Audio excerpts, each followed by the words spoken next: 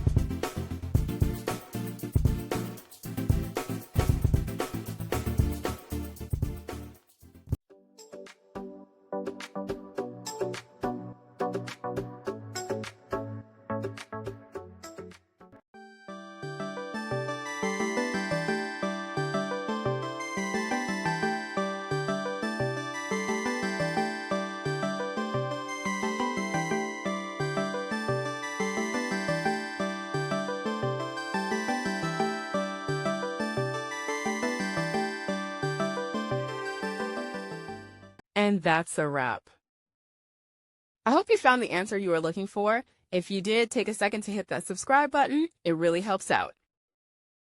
And let me know in the comments which solution worked best for you.